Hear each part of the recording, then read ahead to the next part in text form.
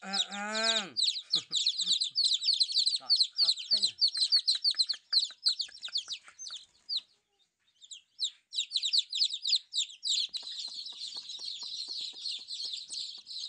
Đàn này nó ngoan mà nhỉ. Trước nó cũng khóc lóc quá nhưng mà hôm nay nó cũng không khóc đâu mà. Nó ngoan mà đàn này. Ôi, ôi, ôi, ôi, ôi. Thương quá cơ. Đây đây đây đây đây.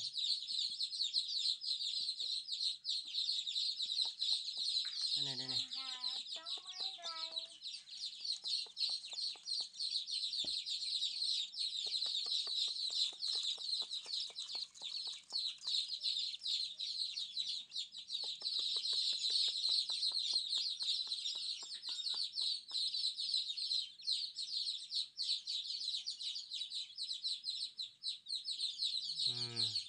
Cố gắng thế nhỉ. Thôi tạm thời đi, ngủ đi. Đấy. Một chua nữa này dùng nhỏ cách chống là một chua nữa này vô chua nó cũng mà vô rồi một chua mà thiệp phá tao lái kia này pu cá chả cá rồi chỉ một chua chỉ mò tuyên cật tua thế này.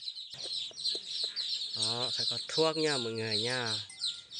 Anh nào cần mua thuốc điều trị gà từ 1 ngày tuổi cho đến 3 tháng tuổi hoặc 6 tháng tuổi liên hệ mình nha mọi người. Bây giờ chua mình vô này cú đó chua pu cái hơi po mò pla lòn chữ cho cô đó cũng chua là một cho của anh trả cho cô đa đây co cũng một tí xì nữa cái tí nữa để chọn đu lại mới làm chia cho.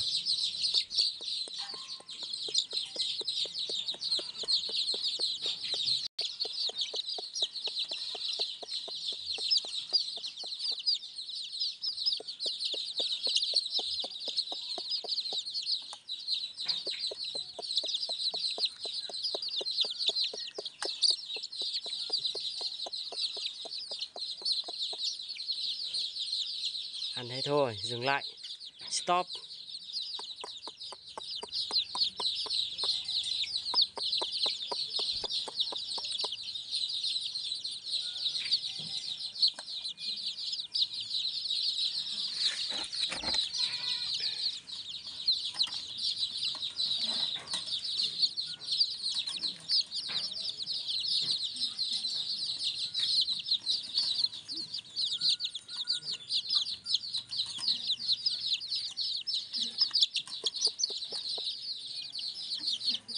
Ui.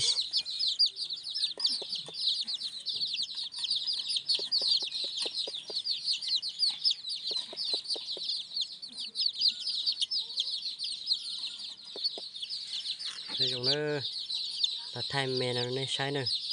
Nói chung này bên mà chỉ đùa này. Nhưng giống subscribe từ YouTube thế nữa. Cho cái này thì bỏ nhưng dùng này sẽ đó.